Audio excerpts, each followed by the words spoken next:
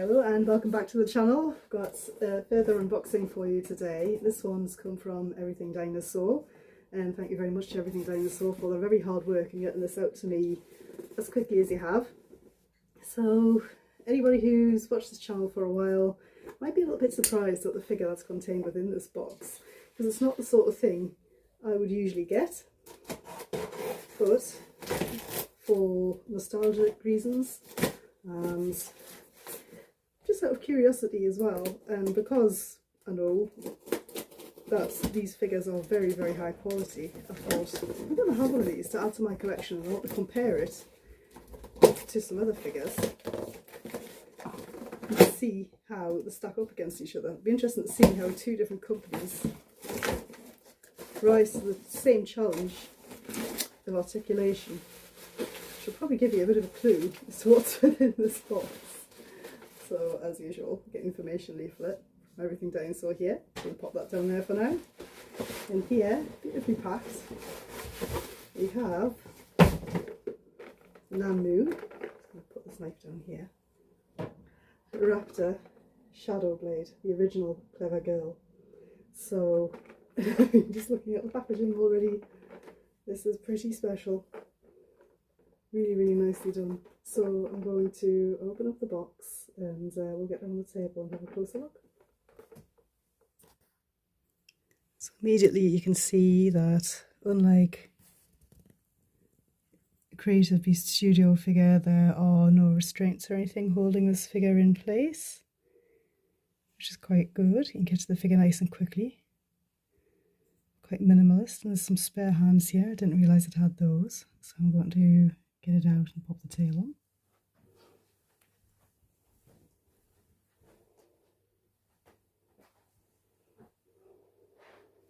Right, so now we've got Nannu's Clever Girl Shadow Blade variant out of the box here. But before I do anything with this one, I'm going to perform, hopefully, a little bit of surgery. This probably looks absolutely ridiculous, on our friend the Beast of the Mesozoic Echinobator here, because this head, I've never taken the heads off these before, has a rather gummy smile, and I've been very kindly sent a spare head which should correct that. So the original head's popped off quite easily here, so has the cowling from around the back of the neck. Let's make sure I put these things on in the right order. So I've been heating these pieces up just with a bit of hot water, and I'm assuming that goes on like that. Yes. Right, let's see if we can fix this head. Oh, crikey, these things are always so tight.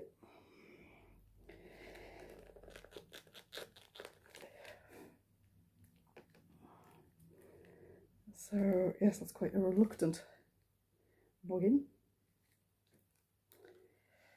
Extra hot water, I think. Right, just pop headless to one side here for a second. So, this beautiful Nannu raptor. Of course, there is absolutely nothing scientifically rigorous about this figure whatsoever. This is purely nostalgia, and it's an absolutely gorgeous figure. I'm really impressed with it. I hope you can see the detailing we've got going on here. This is a perfect replica of the raptor from Jurassic Park, the original Jurassic Park, which is my favourite, and I'm really impressed with what Nannu have achieved here. So you get an articulated jaw. Just looking down the camera there, you can see how fine those teeth are. Now the only thing with the teeth is they're made from a kind of translucent material, and they're reflecting the pink of the mouth through quite strongly. They're not painted individually in like a white colour, so the teeth are pink, which is an interesting touch.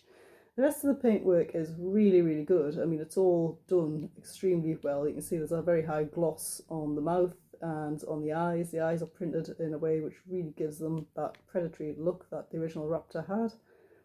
And all the individual spots and the markings on the body are incredibly organic and very faithful to the original. The detailing's fantastic. You've got these great big tabular scales around the lips, because yes, she does indeed have lips. And it's just really peculiar something. So, you know, Jurassic Park kind of pioneered a lot of things. Of course, we now know this is incorrect, but here it is with lips and that mouth seals beautifully. There's not a huge amount of articulation in the neck. That's about as much as you get with the neck, so you can't really replicate scenes such as the pounce scene from the end of Jurassic Park or anything like that. But there's a lot of rotation here, and of course you can move it down quite a bit. There's not a lot of give in the torso. That's about as much as you get with the torso, and a little bit side to side. Again, same with the tail, it's a little bit side to side, but this does have a wire in it, which, as you can see, does have some holes in the tail, but blend in quite nicely with the body paint.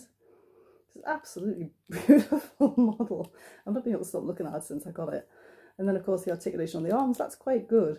And you do get spare hands with this figure, so there's alternative posing options there as well. You get a good degree of movement with these arms, which is really, really nice. And the hands are beautifully detailed here.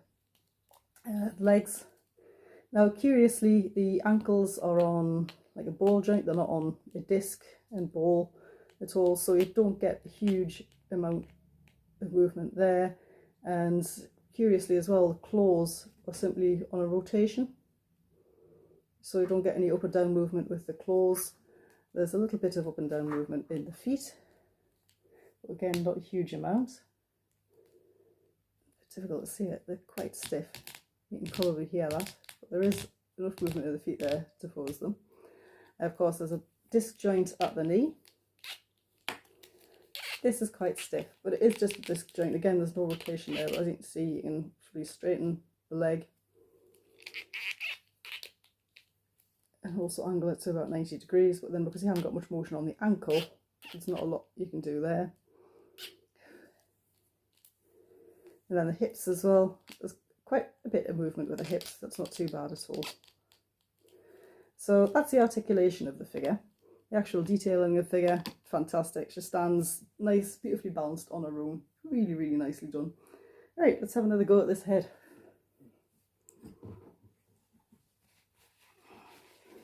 Hopefully this time we'll be able to pop this head back on this unfortunate Akil beta.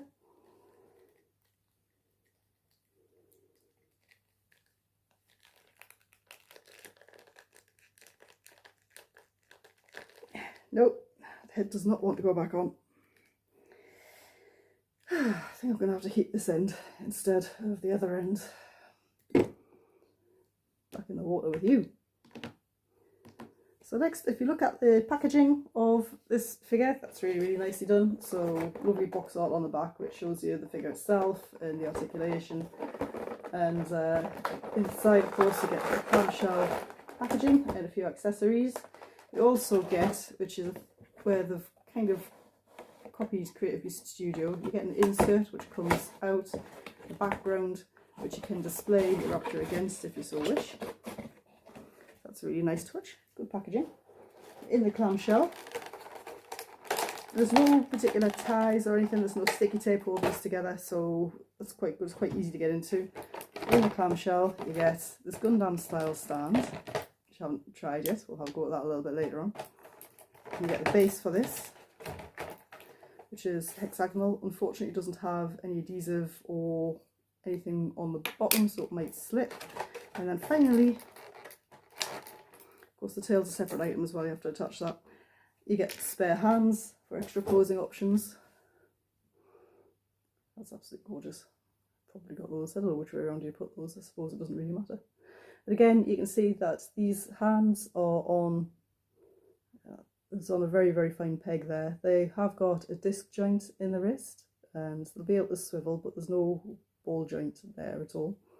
So you get a lot of articulation of these figures, but certainly not as much as you do with a Beast of the Mesozoic figure.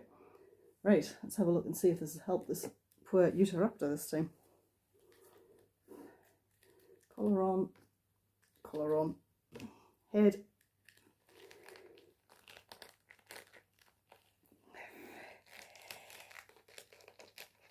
There we go. Hooray. The Utahraptor is complete once again. It no longer has a derpy, gummy head. I quite like the derpy gummy head actually, it gave it character, but interestingly, you can tell these things are all hand painted because the colours on this one are actually a little bit more vivid. There's a bit more shine to this figure. So now that we've got this figure, we can compare it to